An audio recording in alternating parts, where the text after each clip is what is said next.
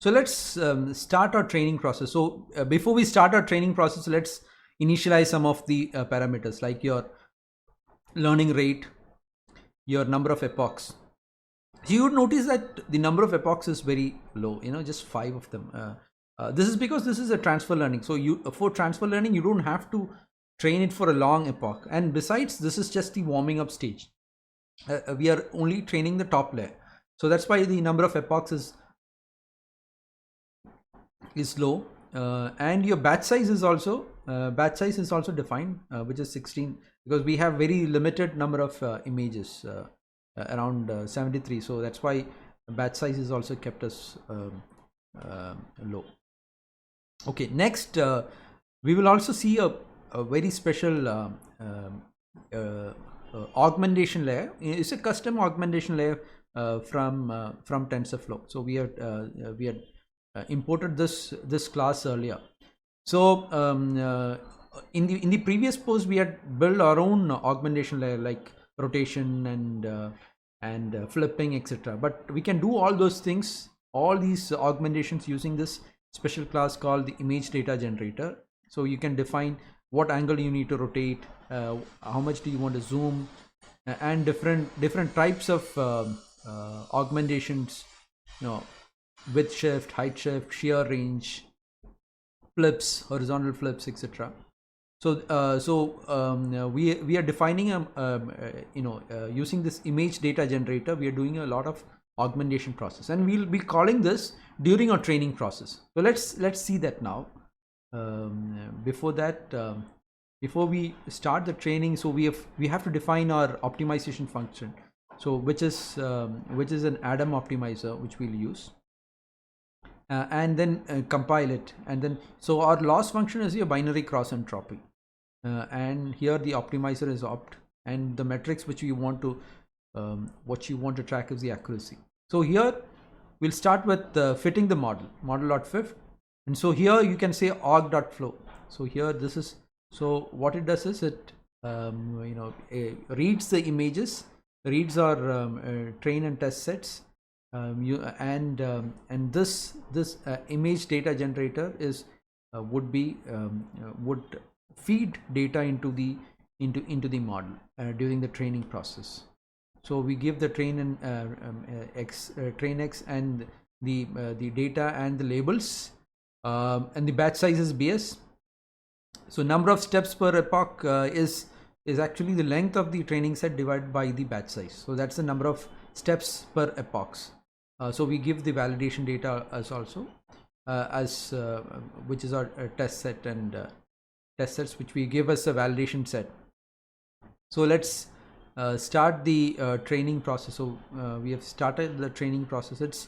It ends up very quickly. It's just 5 epochs, so it's rather quick, and we only have very limited images. So you can see that the accuracy which we have got in the test set is only around 69.57 percentage. So let's do an inference also. You have the model, and then let's do a predictions on the test sets and look at our classification reports.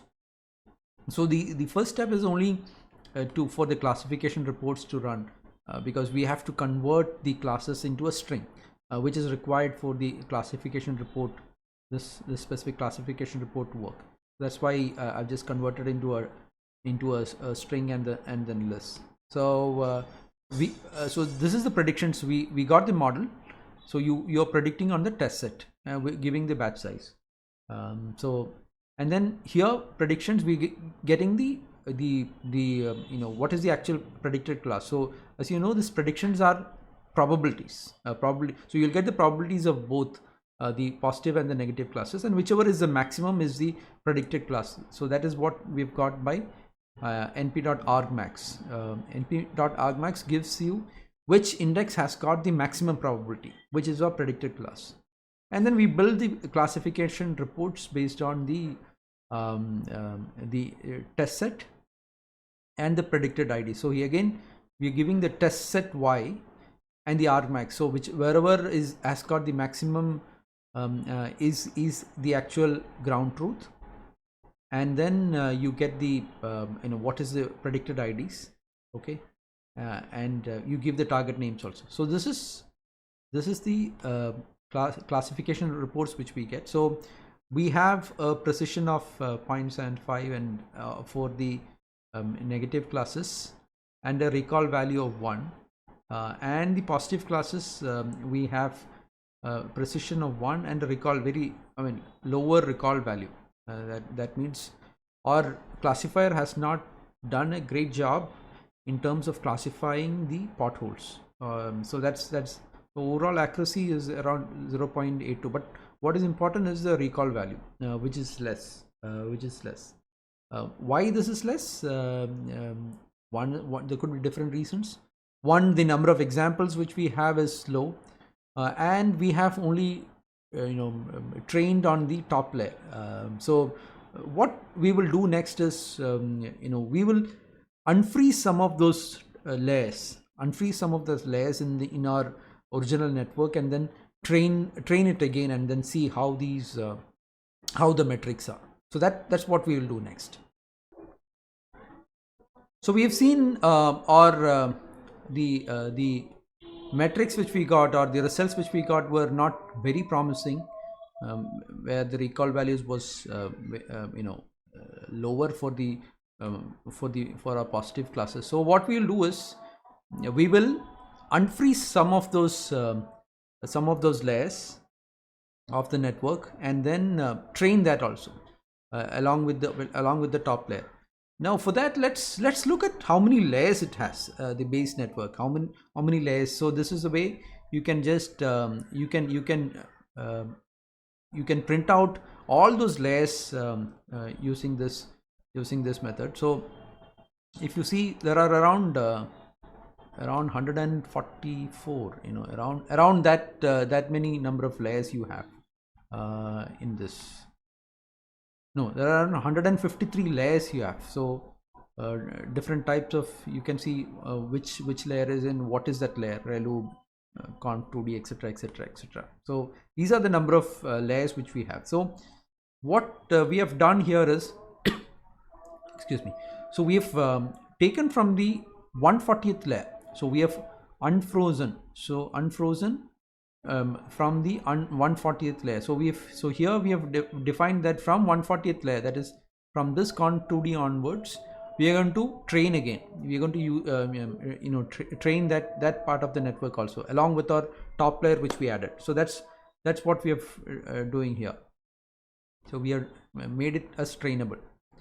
Now the other part is the same, that is the optimizers, same optimizer, and then we are compiling it, and then we are training and you're fitting it with the same augmentation flow. We are doing this. Let's look at the results from this. So we can see that the final test set accuracy is around 1, which is 100% accuracy which we have got. Let's look at the classification report also for this. Now you can see that classification report is also perfect. Everything is perfect here. So all our matrices are kind of excellent, with just 5 epochs. You can see that just by unfreezing some of those top layers, we've got very good accuracy and recall values. So this is the effect of kind of using some of those the additional layers also as training. So these are some best practices which we can use when you do the when you adopt a transfer learning, when you take a base network. So always start with warming up the top layer, which is the custom layer which you add, and then after certain steps, maybe you can start unfreezing some of those layers in your base network, and then make them trainable, and then train it again, which will in normal circumstances would improve the metrics a lot, which you can see from here. So next, what we will do is let's also plot some of your some of these plots, the training accuracy and the loss accuracies, etc. And finally we will save the model and the encoders as in our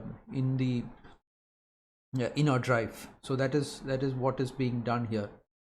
So we are saving it. So we are saving the model as a h5 object and encoders as a pickle object. So that is what we have done now. So after we have saved, next starts the inference cycle. So that's what we will do next. So in the inference cycle, what we'll do is we'll take this network or the model which we have trained, which is our classifier, and then we'll start the RCNN process, that is the selective search algorithms and the region proposals, and then use the model to predict the bounding boxes for these the test images.